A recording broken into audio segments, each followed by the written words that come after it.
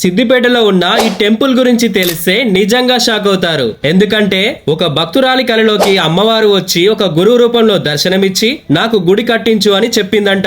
నాకు అమ్మవారు కళలో చూపించింది, రూపము మనిషిని మొత్తం అమ్మవారు చూపించిన తెల్లారి లేదు మర్నాడు మా కొడుకుతోటి మా ఇంటికి వచ్చిండు. అప్పుడే నేను అమ్మవారు పంపించిన గురువు అని నేను ఫిక్స్ అయిపోయినా.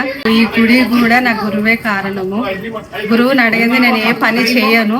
అమ్మవారు కోరినట్టే ఈ భక్తురాలు గుడి కట్టించింది. ఈ గుడిని శ్రీ విశ్వేశ్వర రేణుకా ఇల్లమ్మ తల్లి ఆలయం అంటారు. ఇక్కడ విశ్వానికి అధిపతి అయిన శివుడు, శివుని కుమార్తె అయిన రేణుకా ఇల్లమ్మ తల్లి దర్శనమిస్తారు. అందుకే ఈ ఆలయాన్ని శ్రీ విశ్వేశ్వర రేణుకా ఇల్లమ్మ తల్లి ఆలయం అంటారు. ఇక్కడ ప్రతి సోమవారం అన్నదానం చేస్తారు. ఈ గుడి 24 గంటలు తెరిచే ఉంటుంది. ఇక్కడ మీరు ఏ కోరిక కోరినా నెరవేరుతుంది. కోరిక తీరిన భక్తులు మళ్లీ అమ్మవారిని దర్శించుకొని పూజలు చేస్తారు. దీని అడ్రస్ వచ్చేసి సిద్దిపేట రైల్వే స్టేషన్ రోడ్ లో కేసీఆర్ డబుల్ బెడ్రూమ్స్ దగ్గరలో గుండ్ల చెరువుకి సమీపంలోనే ఉంటది.